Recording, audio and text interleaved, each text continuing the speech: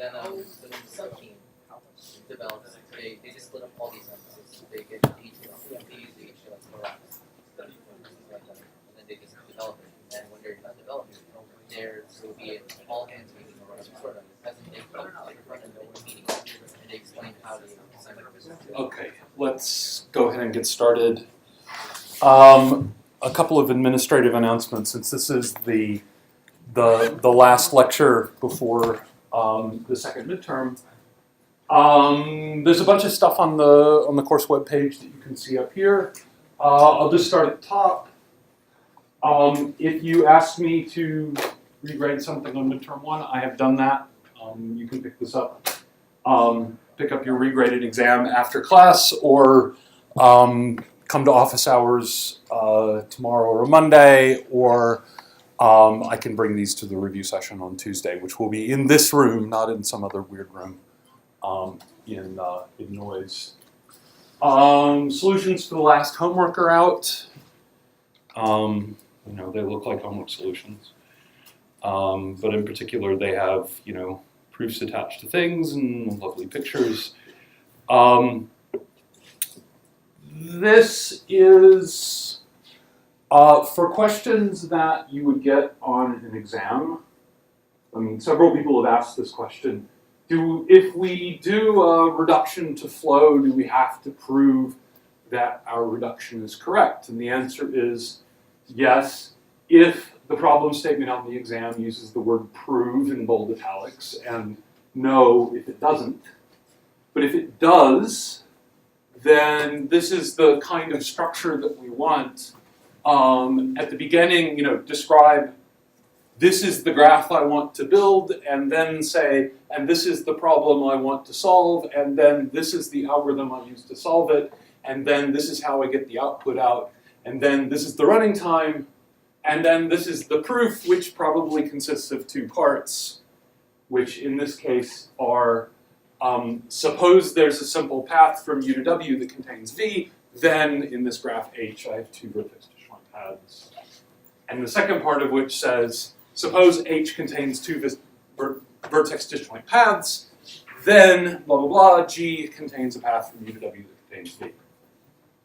And each of those 2 parts are going to be worth about 1/4 of the problem. So the proof will be half if we ask for 1, and the actual algorithm will be half, which roughly corresponds to the amount of time that I expect you to be spending writing these things down and thinking about it. Okay? About half of the space on the page should be devoted to the algorithm, and about half of the space should be devoted to the proof.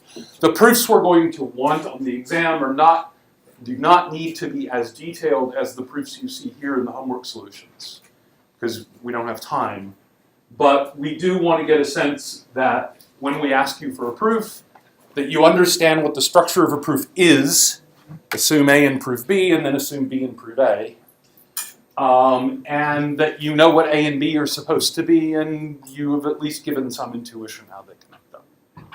So we want to be convinced that you know why your algorithm is correct.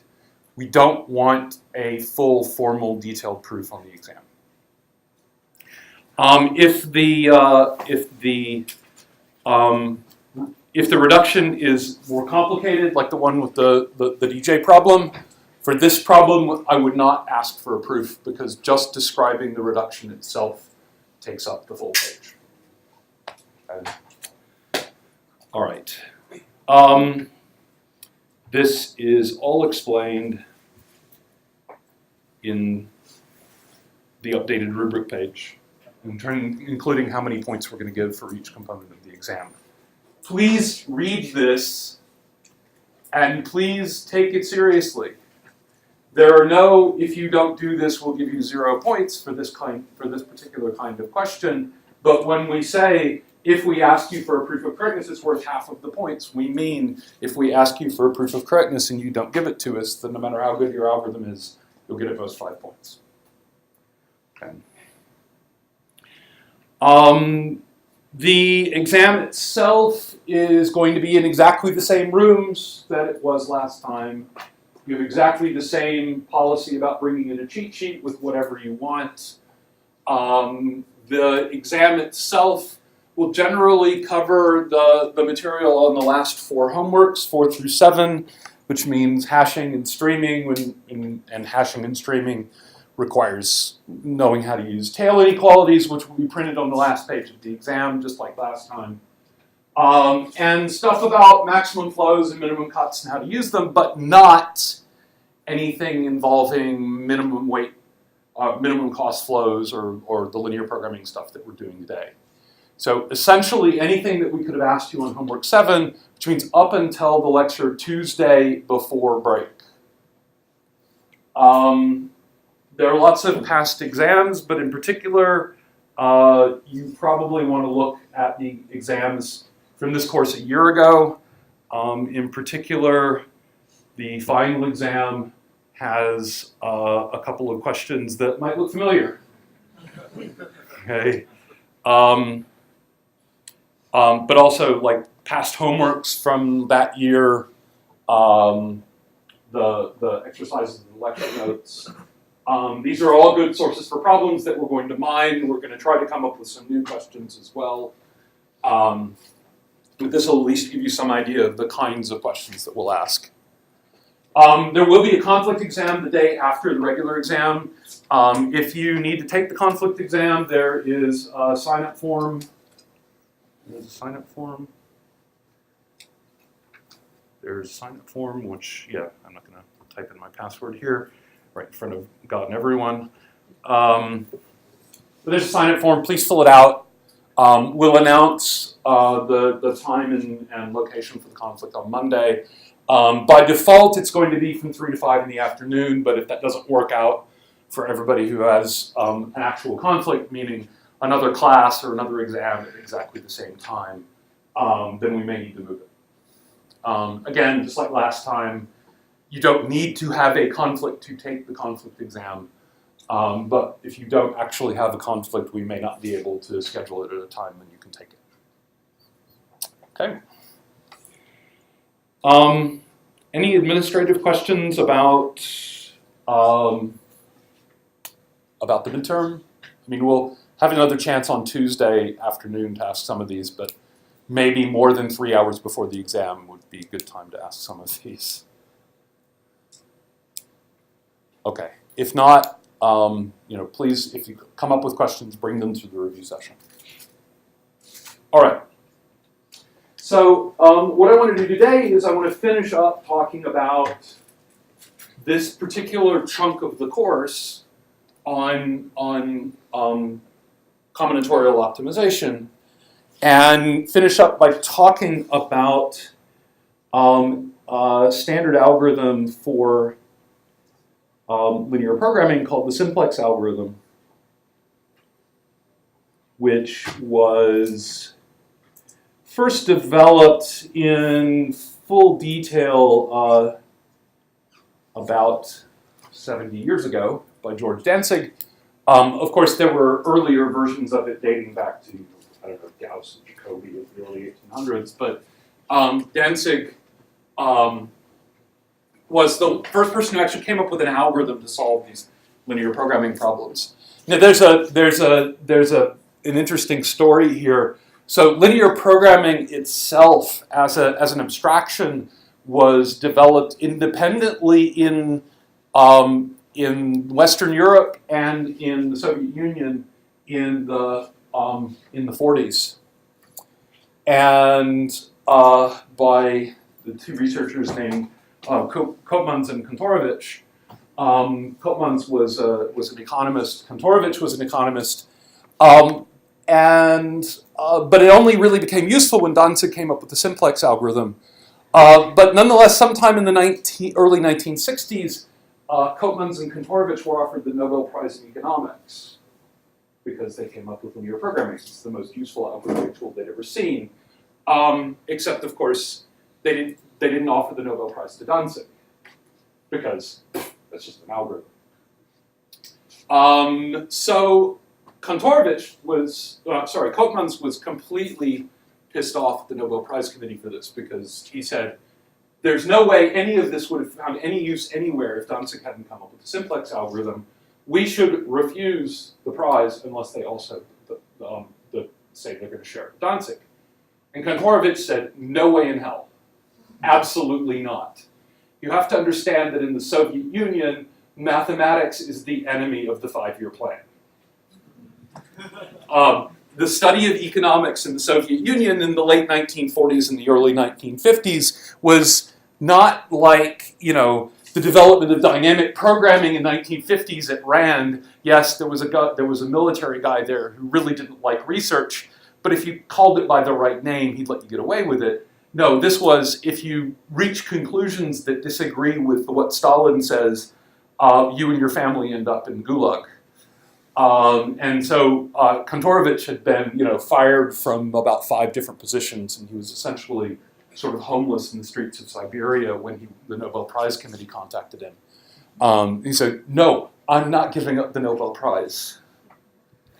But nonetheless, Danzig joined the ranks of theoretical computer scientists, algorithm designers who should have won the Nobel Prize in economics but did not. There have been others. What he did was he essentially came up with an algorithmic version of this strong duality theorem that I talked about.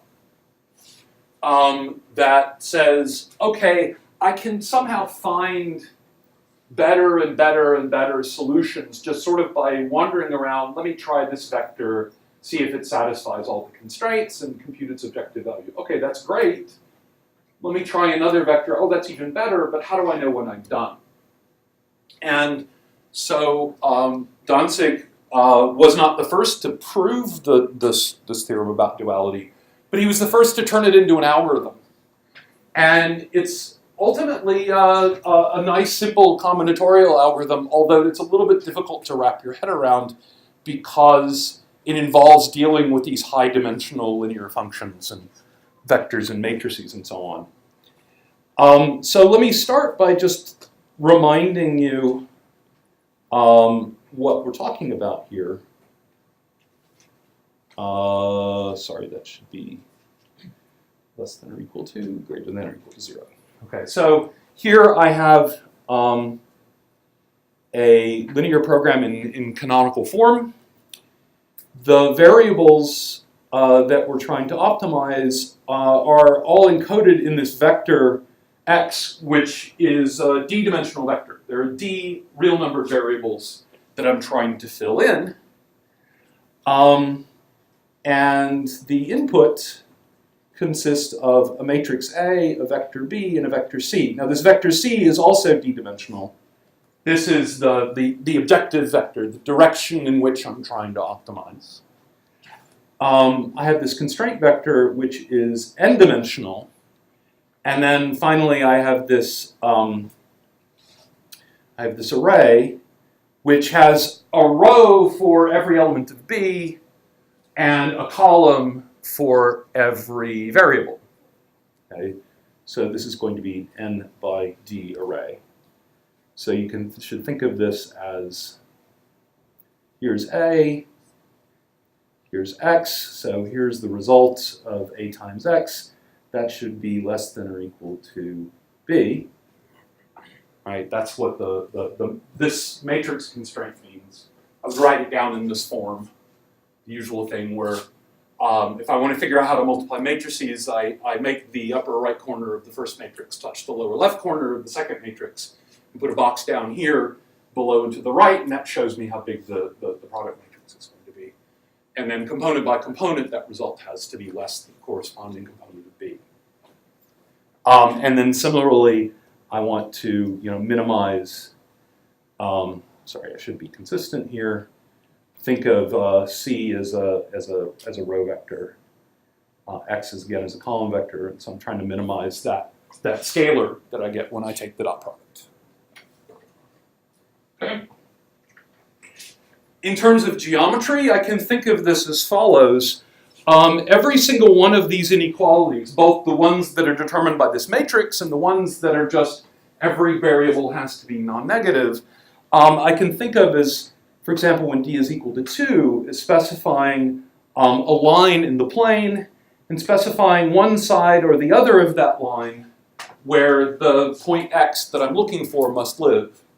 So the non-negativity constraints tell me the point must lie, the points that I care about lie above the x-axis, to the right of the y-axis, and then I might have a bunch of other constraints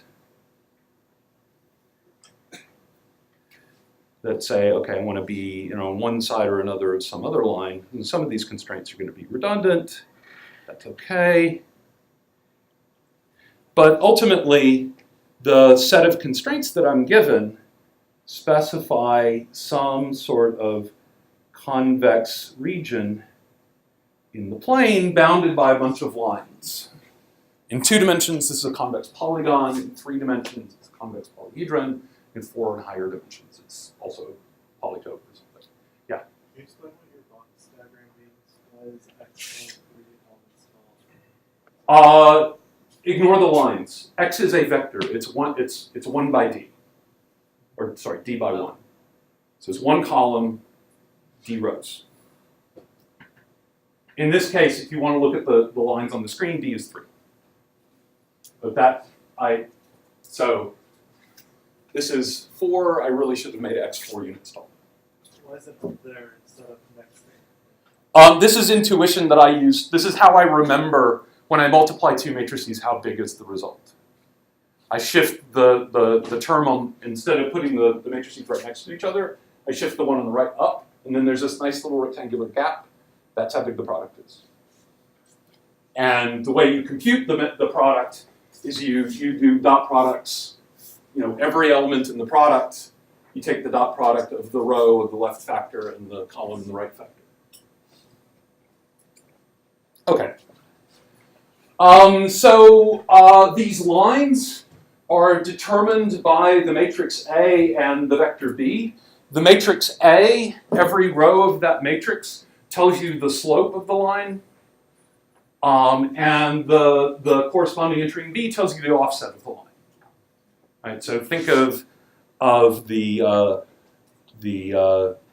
equation of this line as being something like A1 x1 plus A2 x2 is less than or equal to B.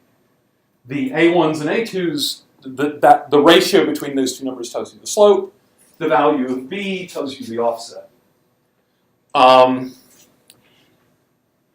then the objective vector C gives you a direction. And what you're looking for is the point inside this so-called feasible region that is furthest in that direction.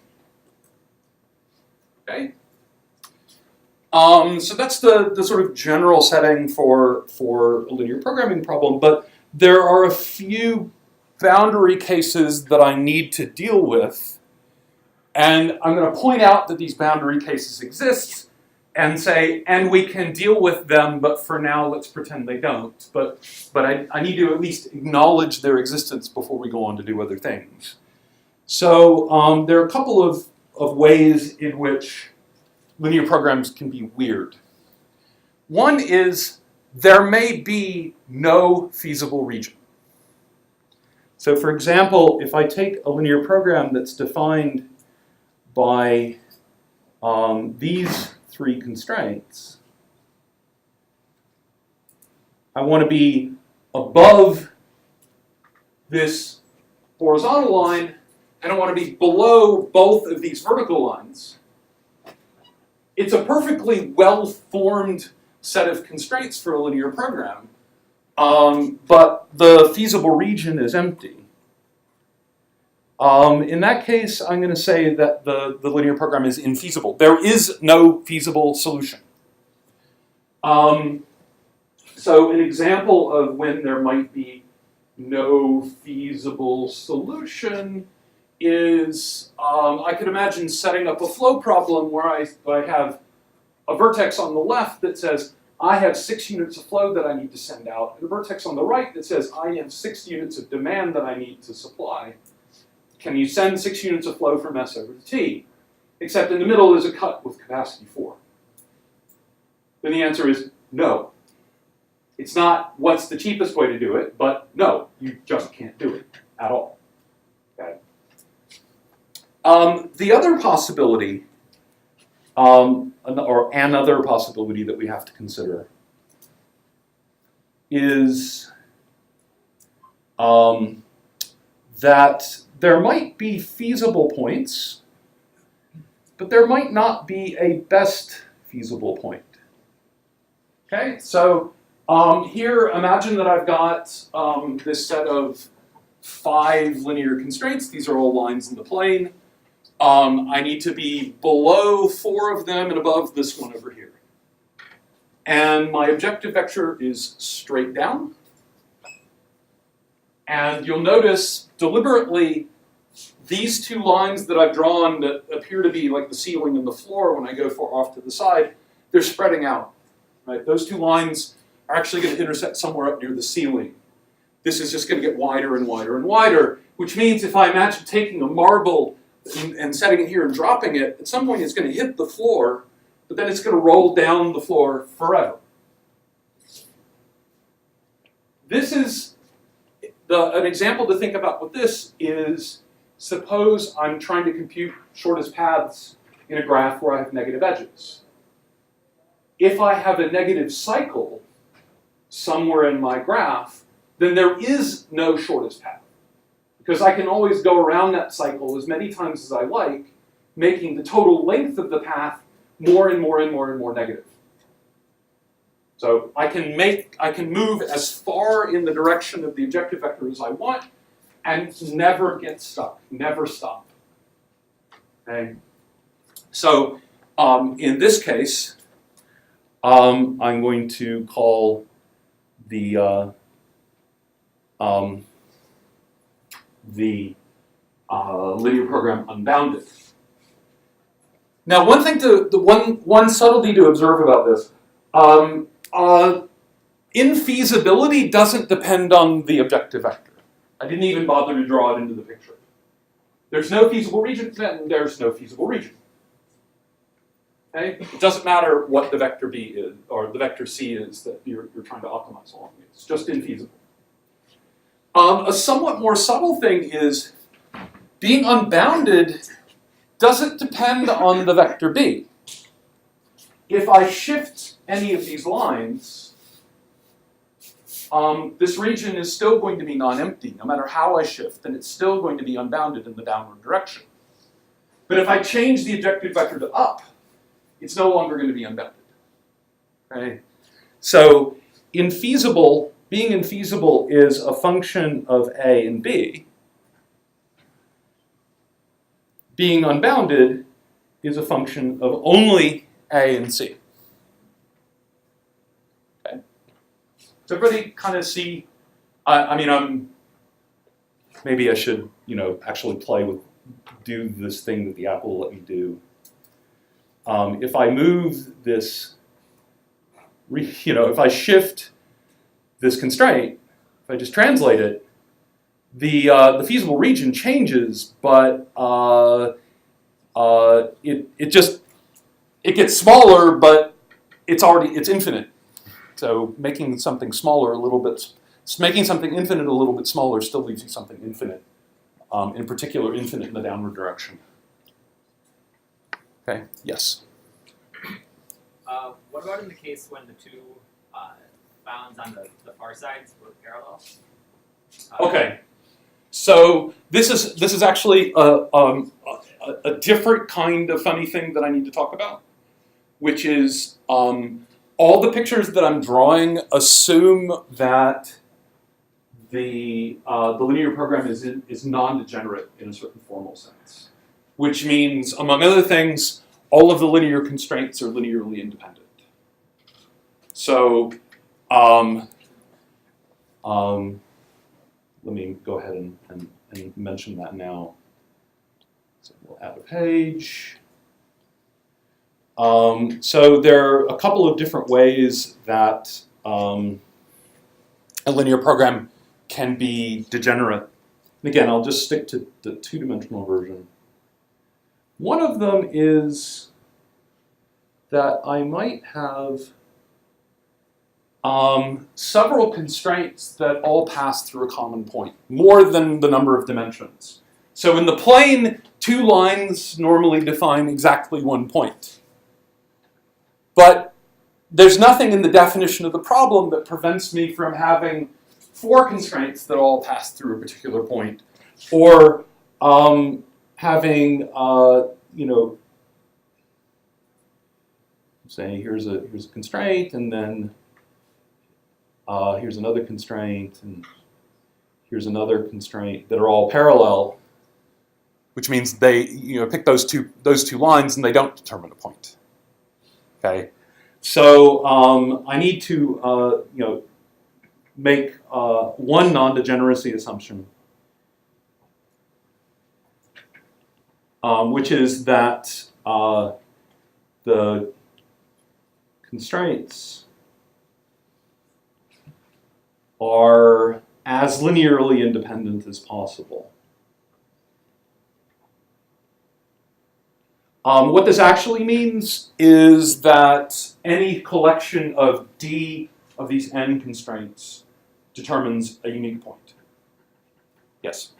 What specifically of C determines the direction of your arrow? How do you... C is a vector. I draw a vector as an arrow. That's my arrow. Okay. So that's one non-degeneracy constraint. And again, notice this only depends on the matrix A. In fact, it only depends on the matrix A. Right? At least some of these things only depend on the fact that these things go through a single point. If I change the offset vector B, then I could peel these things apart. So this particular non-degeneracy assumption is a function of both A and B.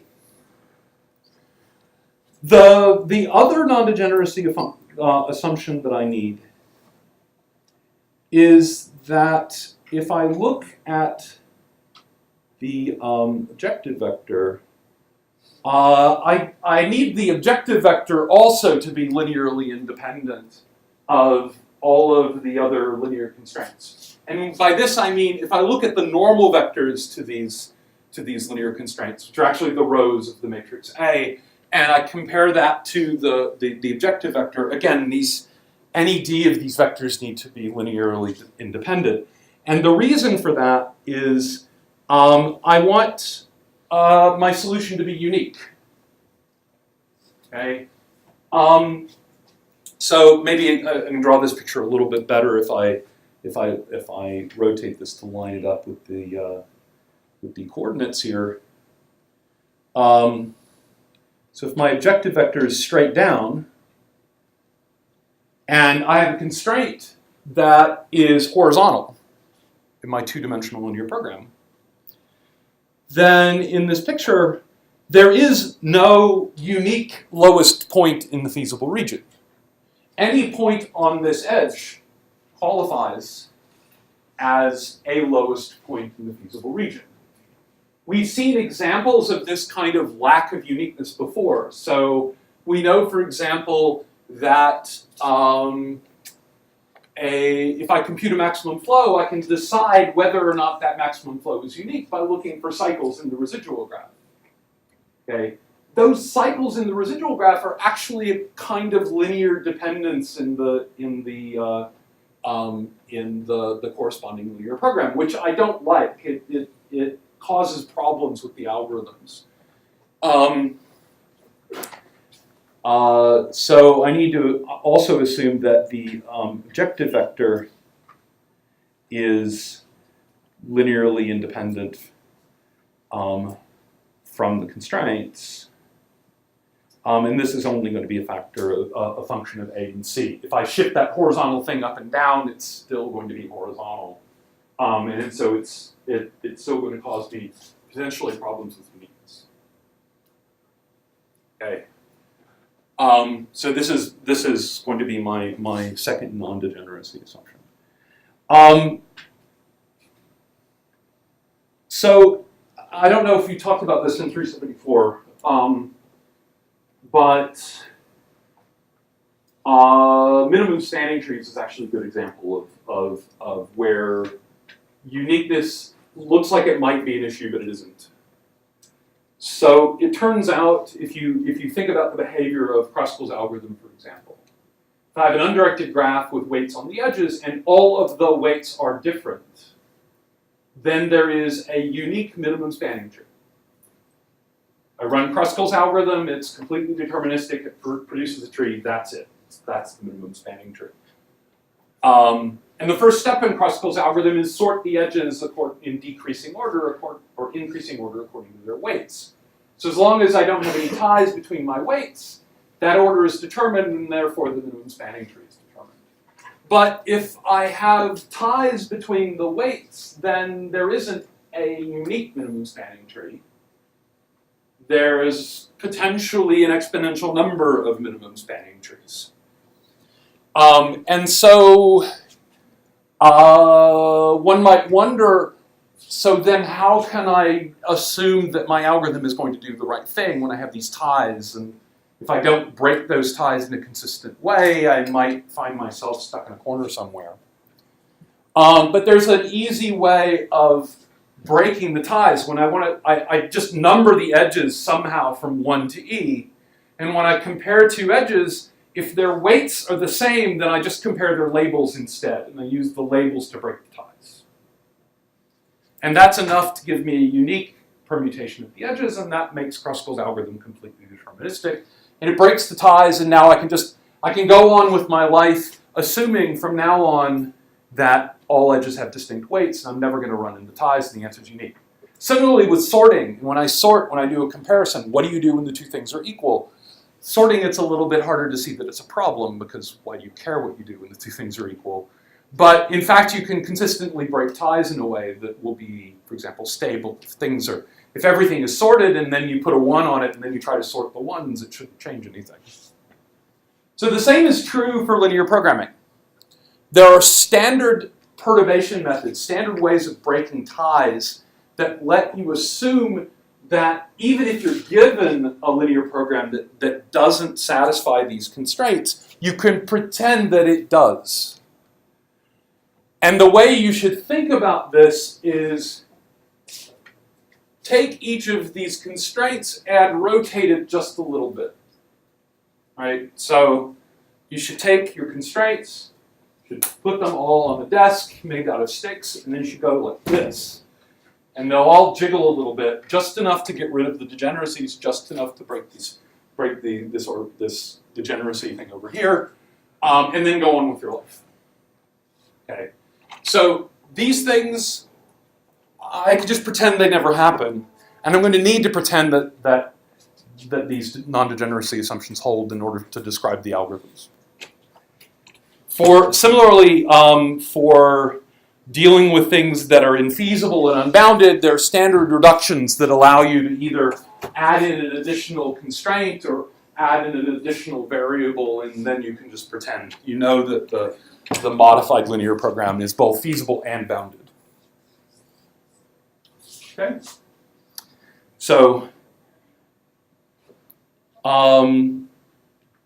if you're asleep, you should wake up now. Okay. Technical details that I needed to say, but Can you go back to the slide where you define the non-degeneracy? yes. Two questions. So first is, so in the non-degeneracy one, Yeah. you would need them to be jointly linearly independent, right? Like all the constraints? One way to say that, I should say this carefully. Think of A as a bunch of column vectors, and B as a column vector. Those column vectors should have full rank. Think of A as a bunch of row vectors and C as a row vector. Those row vectors should have full rank. Then you need pairwise linearly independence, right? No, actually, I need full linear independence because I also want to avoid the case in 3 dimensions where I have 2 planes that come down and meet in a horizontal line, and my objective is straight down. Right? I really do need full rank in all of these things. And would that be C or would that be the rows of A or the normals to the rows? Well, okay, so the rows of A are the normal vectors of these hyperplanes. So, yes. If the answer is this or that, the answer is yes. Yeah? So can you go back so last bit? You said that's the unbounded one only depends on A and C. Yes. If you move B, it can change to invisible, right? No. So This is unbounded. It grows and grows and grows bigger and bigger and bigger and bigger. Eventually, it's 5 miles apart. So if you shift each of these constraints by only 1 mile, then down there where it used to be 5 miles apart, it's only 3 miles apart. no, what I am saying is that if you change all these lines and then it might be invisible. No. If I take a direction where this is unbounded, it will always be unbounded in that direction, no matter how you shift.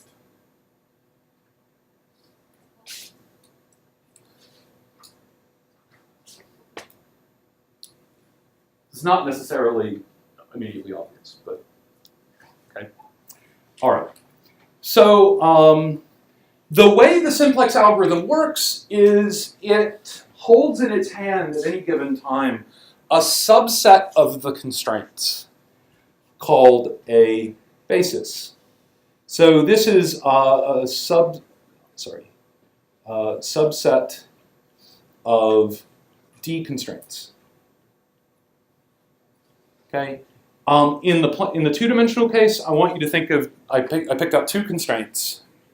Those 2 constraints define a single point, which is called the location of the basis. And this location is unique because of non-degeneracy assumption number 1. Okay. Moreover, that location has a value, which is the dot product of its location with the objective vector. But think of the objective vector as always pointing straight down. The value is essentially the y coordinate. Okay.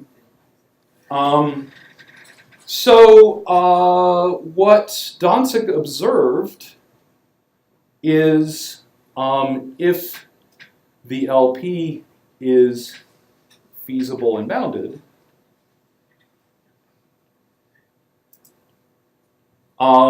then some basis is optimal.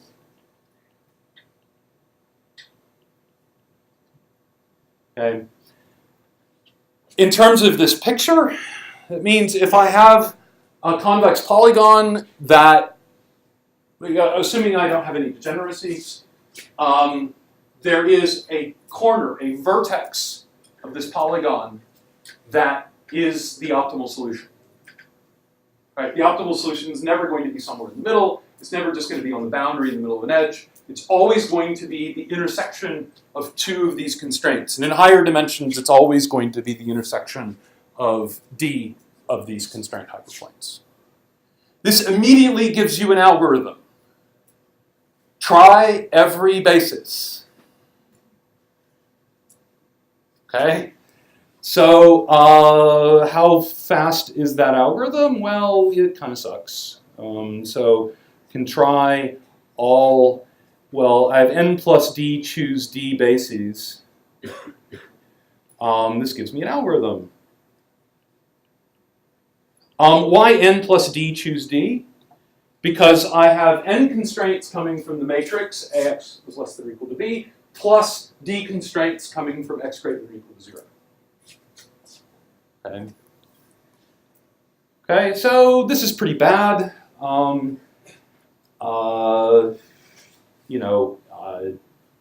This is nothing to write home about, especially because, in the case where d is a constant, say d is equal to 2, this is actually not so bad. This is an n squared time algorithm. I take every pair of lines, I figure out where it intersects. I need an extra linear time step to see that that point is on the correct side of the other n minus 2 lines. I need to compute its value, and okay, after I run through 3 nested for loops, the answer pops out. But for things like flows, you've got to remember that I've got a variable for every edge, and I've got a constraint for every vertex, and another constraint for every edge. This is going to be some horrible exponential function of the size of my input. So I need to establish a little bit more structure than just I have a bag of things and I can try each one. Okay. Let me first point out a couple of adjectives here. A basis is feasible if the location satisfies all constraints. Okay, so again, I'm going to zoom back to the picture. The feasible bases are the ones with these blue points and this red point. There are other bases, like this point over here is the location of a basis. It's the cross-section of these two lines. But it's not a feasible basis because it violates this diagonal constraint. Okay. Now, not too surprisingly, the optimal basis is feasible because the definition of what I'm trying to do is find the best feasible point. And in principle, that cuts down on the number of bases that I need to consider, but it's still going to be horrible. Okay, then I need to define a second one, which is, spell, a basis is locally optimal. Locally optimal is a little bit more subtle. What this means is that if you throw out every constraint that is not part of the basis, and just look at this simple linear program that has exactly D constraints, and therefore it has exactly one basis, and therefore if there is an optimal basis, it's got to be that one, and you ask, is that basis in fact optimal for this smaller linear program? Okay, so if it is optimal for the smaller LP with only those constraints. Okay, so you might wonder, how could it be otherwise? So let me give you one example here. Okay, so if my basis looks like this, the constraints say I need to be above both of these lines, then in this case, this is locally optimal. If the constraints look like this, and I say I need to be above both of these lines, and remember my objective vector is by default always straight down. This is not locally optimal, because if I imagine, again, taking a marble and dropping it, it's going to hit this and then roll down the slope forever and ever. I want to point out something at this point. If I take one of these lines and I translate it, I may as well, without loss of generality, translate it along the other line, which means I'm just taking this whole picture and shifting it. So no matter how I shift these two constraints, the picture looks like this, only somewhere else. And therefore, it's always going to be unbounded going up. Similarly here, no matter how I shift this around, it's always going to be unbounded going down. And that's essentially the proof that the offsets don't affect whether something is unbounded. Okay, so that's locally optimal, but this is not locally optimal. Okay. If a linear program has no feasible bases, then it is infeasible. And in fact, that's a good definition of infeasible. If a linear program has no locally optimal bases, then it is unbounded. And in fact, that's a reasonable definition of unbounded. Okay. So now for the weird bit.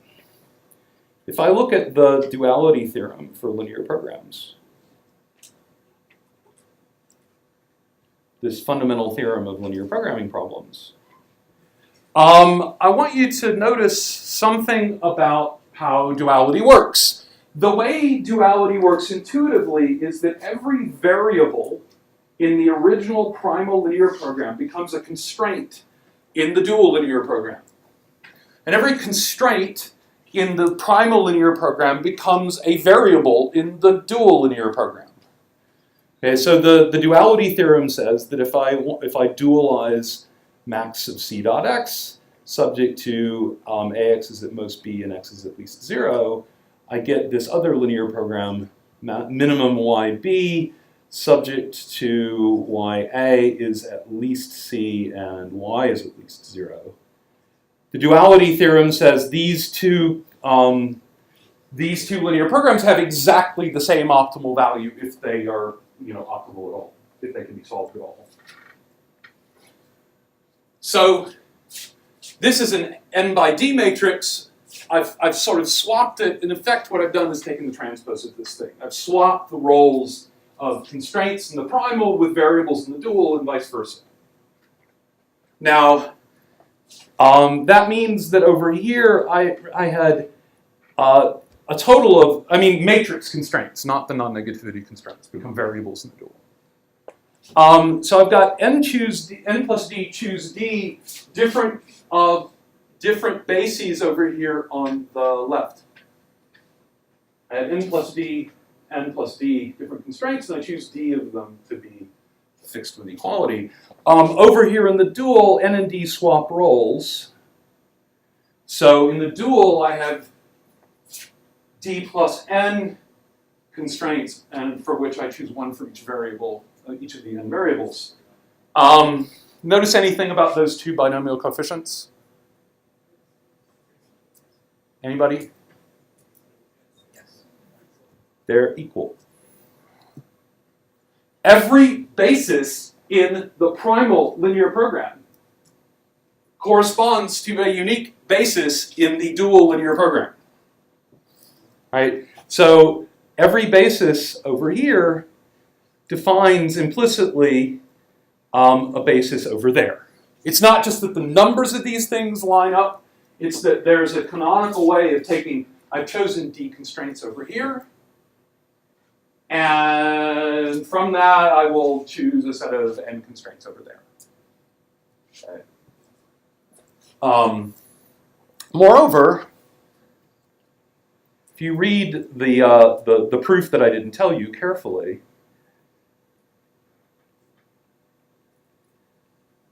a feasible basis in the primal linear program corresponds always to a locally optimal basis in the dual linear program.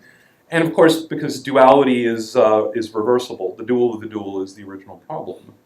Locally optimal in the original problem becomes feasible in the dual problem. And of course, this is mirrored by saying an optimal basis in one gives you an optimal basis in the other, because the definition of an optimal basis is one that is both feasible and locally optimal. So given an optimal basis for the original one, I can transform it by essentially solving a system of linear equations into an optimal basis for the dual one. But I've got this dictionary that allows me to go back and forth and say, oh, if I've got a feasible thing in my primal linear program, that corresponds to a locally optimal thing in my dual linear program. If I've got a locally optimal thing in my primal linear program, that corresponds to a feasible thing in my dual linear program. And what this means is that when I switch back and forth thinking about, instead of working on the primal program, it might be simpler to think about the dual program. I'm not just changing which problem I'm working on, but I can actually do this in some sense on the fly. As I'm solving the primal linear program, I can say, you know what? I think it would be better to, starting right now in the middle of computation, to start thinking about what's going on in the dual instead, and maybe that'll be simpler. And I can jump from the primal view of what I'm computing to the dual view of what I'm computing. All right. I'm going to add one more, which I haven't defined yet, which is what does it mean for two bases to be neighbors of each other? Okay. And essentially this was Danzig's big insight, is that the set of bases isn't just a bag of things, and some of them are Republicans and some of them like chocolate, and the dual of a Republican basis is a basis that likes chocolate and vice versa. But rather you can impose a graph structure on the set of bases. Right? So think of the bases as the vertices of a graph, and two of these things are connected by an edge. They're neighbors. Okay, so basis B and basis B prime are neighbors if their intersection has size d minus 1. So in terms of my two-dimensional picture, these two bases are neighbors because they have d minus 1 constraints in common, maybe 1. Okay. In fact,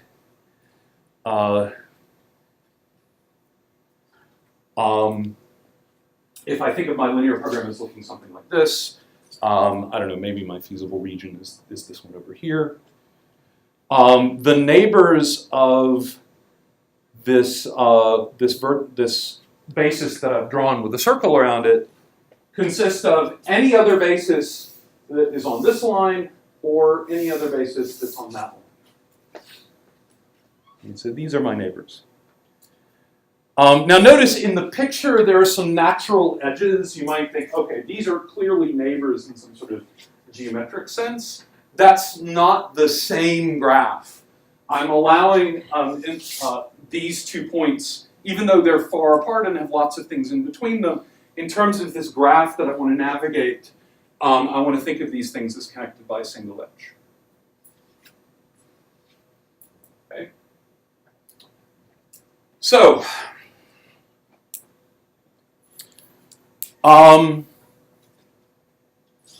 let me show you the simplex algorithm. Okay. First, figure out whether the thing is infeasible and abort. That's easy. So I'm going to start by picking my favorite feasible basis. Somehow. This is very much like in Ford-Fulkerson. I start by saying, pick any feasible flow. Or if I'm doing minimum cost circulation, first I say find any circulation. Okay. Pick your favorite feasible solution. If it is locally optimal, you're done. If it is not locally optimal, then one of your neighbors is feasible and it's better. It's further in the direction of the objective vector. So if one way of describing locally optimal is if all your neighbors are further up, then well, you're locally optimal or you're unbounded. So you pick your favorite basis that happens to be feasible, and if it's locally optimal, no, I would fall down. Then if it's not, then I can find in particular some neighbor that is still feasible. It's a neighbor in this graph that you see on the screen that's still feasible but closer to being optimal. It's further in the direction of the objective vector. Okay. So what you do is you imagine taking a little drop of water and putting, imagine this thing being a box made out of glass. I put a little drop of water in this corner, and the drop of water flows down the side of the convex region until it reaches the bottom. If at some point I'm not locally optimal, but I don't have any better neighbors, that means I can go down forever, and the LP is infeasible, or sorry, is unbounded. In the three-dimensional setting, sometimes the two-dimensional one doesn't give you sort of the full picture. I want you to imagine that I have a cube floating in my hands with one vertex at the top. So there's a die, I'm going to set it down, I can spin it. Okay, so there's 3 square faces here and 3 square faces there. The drop of water goes down one edge, and then it goes down another edge, and then it goes down to the bottom. Okay. This is the simplex algorithm in its standard primal form. Find a feasible basis somehow. I'll actually tell you how in about 10 minutes. And if it's optimal, right, you're done. And if it's not, make it a little better. Just like Ford Fulkerson, you find an optimal flow. The way you do that is you find a feasible flow and check, is it optimal? And if not, make it a little bit better. Now, in general, in the two-dimensional case, you don't have any options of how to make it better. In the three-dimensional case with this cube, at the very top, there are 3 edges leading down, and you had a choice. Do I flow down this edge, or that edge, or the other edge? And depending on which way you decide to do that so-called pivot, you get different running times in the resulting algorithm. So there are different strategies for choosing which way to improve your feasible basis, just as in the Ford-Fulkerson algorithm, there are different ways of choosing the augmenting path that I want to send flow through. Okay. In the two-dimensional case, it's completely unambiguous, except maybe the very, very top. Do I go left or do I go right? Okay? But now, duality gives me this map between the primal view of thinking about how LPs work and the dual view of thinking about how LPs work. The dual of infeasible is unbounded. The dual of a feasible vertex is a locally optimal vertex. The dual of not locally optimal is not feasible. The dual of pivoting downward, maintaining feasibility, is pivoting upward, maintaining local optimality. If every locally optimal neighbor of x is lower than x, return infeasible, else let x be any locally optimal neighbor of x that is higher than x. I can literally just take this dictionary, apply it to this algorithm, and I get this algorithm. Okay? I actually literally did that. I copy, paste, and then said, everywhere I say feasible, replace it with everywhere I see locally optimal, replace it with feasible. Everywhere I see up, replace it with down. Okay. But what does this look like in terms of the picture? Okay, so I start by choosing my favorite, somehow, locally optimal vertex, locally optimal basis. Now what this means is, because the feasible region is up here, that if I ignore everything except these 2 lines, the feasible region would be this wedge pointing up, or going up from this point, and so this would in fact be the optimal solution. Now, I can tell that this point isn't feasible, so I'm going to look for one of the neighbors of this point, not necessarily that's feasible, but it's still locally optimal. And the neighbors that I could look at are anything along this line and anything along that line. And so I walk up and I say, well, this one looks good.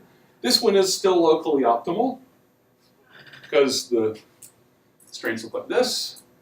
Again, the water falling down would stop at this point.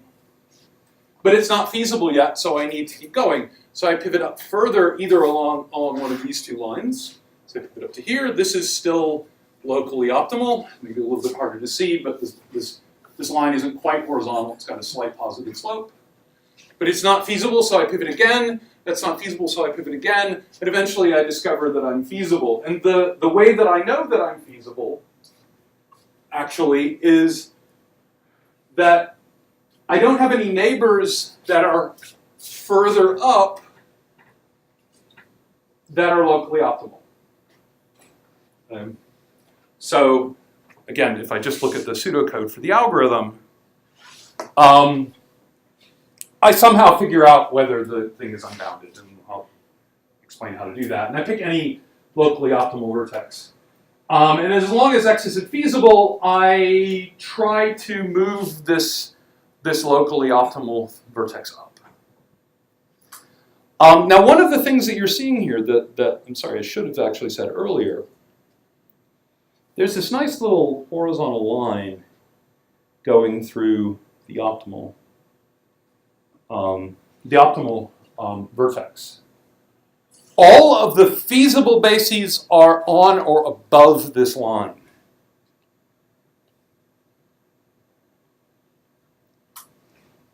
Everything feasible is up here. Everything locally optimal is down there. And that split we saw in sort of in symbolic form by this, sorry, we had a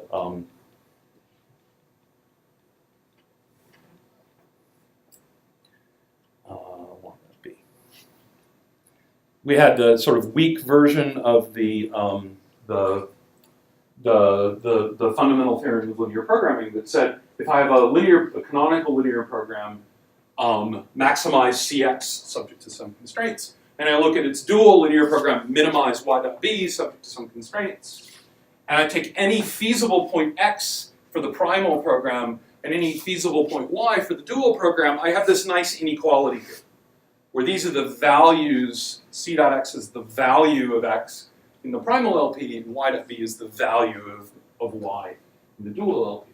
The way that inequality is reflected in this picture is that if I can draw a line, a horizontal line, orthogonal to the objective direction, and all of the feasible points will be on one side of that line, or in higher dimensions, the hyperplane, one side, and all of the locally optimal things will be on the other.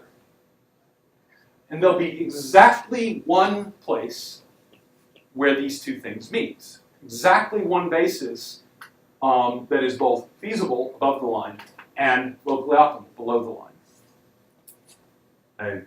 This is again reflected, this is a generalization of the max flow min cut theorem. The value of every flow is bigger than the cost of every, the value of every flow is smaller than the cost of every cut. But there's one place where the max flow min cut are equal. Okay. If you were writing code, the difference between this code, the primal code, and the dual code is literally a typecast. The linear algebra underlying these two algorithms is not just similar. The linear algebra behind these two algorithms is absolutely identical. It's just a question of whether you're calling it from the primal subclass or the dual subclass, whether you interpret this flag that's being returned as unbounded or infeasible. If I'm calling it with the primal subclass, actually that would mean unbounded. And if I'm calling it to the dual subclass, that error code means infeasible. But the actual linear algebra that you would do to figure out whether a basis is feasible in the dual sense or whether a basis is locally optimal in the primal sense, it's the same. It's exactly the same. It involves solving a system of linear equations, in fact, maintaining a solution set of linear equations if you change things. But essentially, every single one of those pivoting steps requires solving a system of linear equations to get a solution vector, and then checking that solution vector against a bunch of linear inequalities. Okay? So when people talk about primal and dual linear programming things, this is exclusively intuition. It's formal mathematical intuition, but it has absolutely no impact on the code. The code is the same.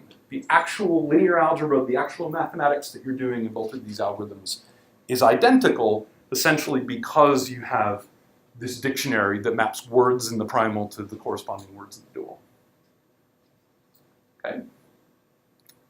All right. So I still have to tell you in the original primal formulation of the LP, of the simplex algorithm, you have to figure out a way to start. You have to find a feasible vertex. Somehow, you have to find a feasible vertex.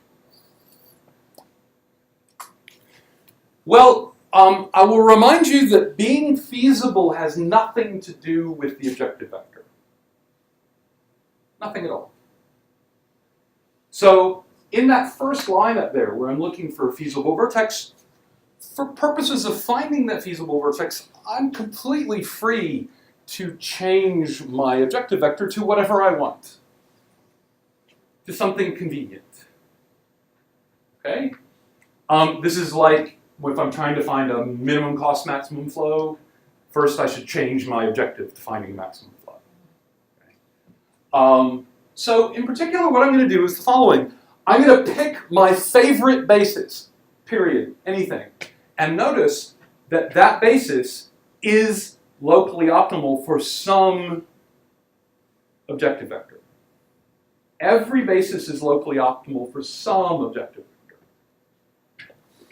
So I'm going to pick an objective vector that makes my favorite basis locally optimal. So I go over here. That one. I like that one. It's favorite. It's my favorite. It bought me a present for my birthday. Why not? And then I say, oh, but if I just change the objective vector to be to the left instead of down, this thing is locally optimal. But I know how to get from something locally optimal to something feasible. I run the dual simplex algorithm. Once I have something locally optimal in my hand, I can turn it into something feasible by running the dual simplex algorithm with this new objective vector. And so that's what I do. I pivot this basis upward, now meaning to the right, is keeping it locally optimal with respect to this new red vector until I get to something feasible. Now I've got something feasible, so I go back to the original objective vector and I run the primal simplex algorithm. And just fall down to the bottom. Okay? So there it is, the dual primal simplex algorithm. It's usually referred to as a two-phase simplex algorithm. So I pick any basis at all and call it that vertex X. I rotate my linear program. I rotate my hyperplanes. Here I rotated the vector instead of rotating the whole picture, but that's really the same thing. And now I have something locally optimal with respect to this new objective function. I keep it locally optimal and walk up until it becomes feasible using the dual simplex algorithm. That puts me inside the feasible region. At this point, I can start my primal node. So actually what this code looks like is two calls to the same function, just with different type signatures. Yeah? How do you realize when you're feasible? You say, here's a point. Does it satisfy all of the linear constraints? You have to solve for that point. That involves solving the linear system to figure out what point satisfies these D equations and D unknowns. But that's Gaussian elimination. Okay? And of course, all of this can be viewed through the lens of duality as well. So I could say, why don't I start by picking my favorite basis, and now remember the feasibility of a basis doesn't depend on the objective direction, but it does depend on the offsets of the right-hand side of that matrix inequality. But I can move, for example, I can change the right-hand side of the matrix inequalities so that this point, for example, lies at the origin, and everything else lies far away from the origin and sort of pointing into the origin. So again, with a little bit of linear algebra, I can shift all of the constraints so that my favorite basis becomes feasible.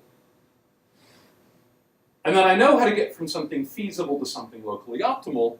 I run the primal simplex algorithm, keeping it feasible with respect to these shifted constraints until I find something locally optimal. But once it's locally optimal in the shifted constraints, it's still going to be locally optimal in the original constraints.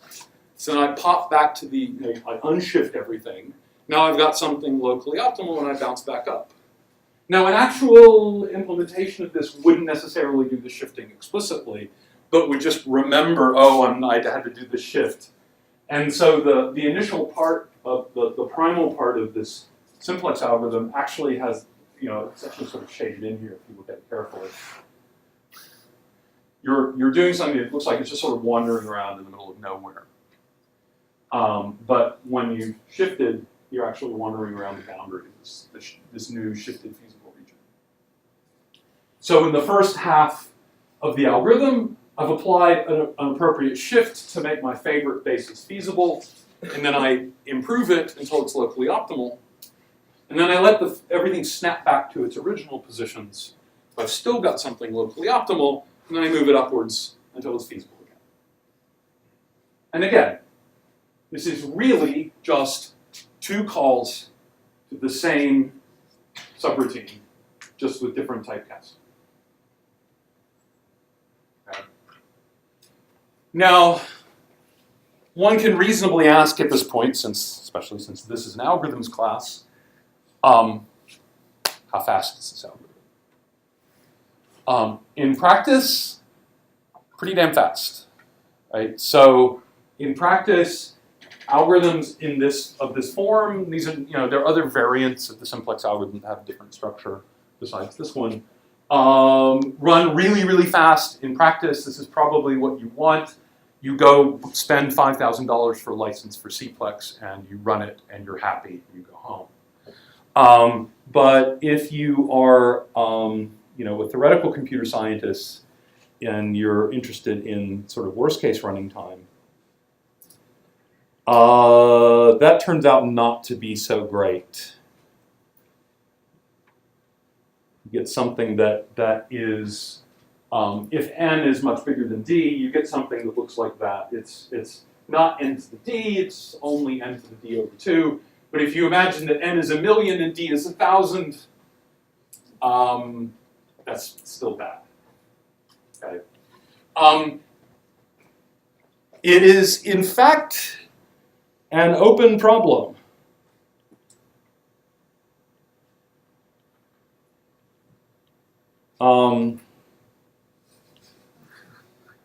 Can arbitrary linear programming problems be solved in polynomial time?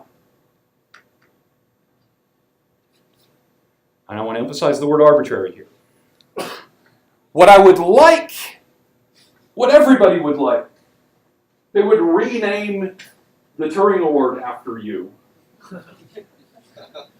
if you figured this out. I'm only exaggerating a little, okay? They probably still call it the Turing Award, but they might name a different award after you after you die. Is find a rule for choosing how you pivot that forces the running time of the simplex algorithm to be polynomial in n and polynomial in d simultaneously. So what you'd like is some polynomial function of the number of variables and the number of constraints. This is an open question. Nobody knows. Okay? What is known, closed problem, if all of the inputs are integers, then we can solve the LP in time polynomial in the number of bits that I need to write them down. Okay, so we saw with maximum flows, we saw an algorithm of this form, which was if you always augment along the path that carries the most flow, you get an algorithm where the running time has this log of the flow value inside the running time. And as long as everything is an integer, that translates into an algorithm that is of this form. And this is the state of the art for what we can do with linear programs. Now, moreover, if you're really interested in just worst case analysis, this polynomial is really awful. it's like if I think of this number of bits as n, I think this is like n to the 4th, which is an improvement from n to the 8th, which is an improvement from n to the 12th. I mean, it's really ugly, and nevertheless, some of these polynomial time algorithms on some classes of linear programming problems do in fact run faster than the simplex algorithm, but it's not an easy call to know when that's going to be the case. In practice, the simplex algorithm is fast. In theory, we don't know. In practice, there are other algorithms which are sometimes fast. And in theory, they're fast-ish. At least they're polynomial time, but they're not a polynomial that anybody should be proud of. Okay. So a slightly less important open problem is, can you reduce this polynomial down to something nice like n cubed? They won't rename the Turing Award after you for that. You'll get tenure, no problem. I'll still give you an A+. but no awards named after you. No statues in the middle of Manhattan. Solving that one, yeah, they might name a museum after you in 50 years. Okay, any questions? Something along these lines will show up in homework 8, but not on the midterm. So if you don't want to think about it for a week, that's fine. All right. See you on Tuesday. Regraded exams are up here on the desk. Quick question.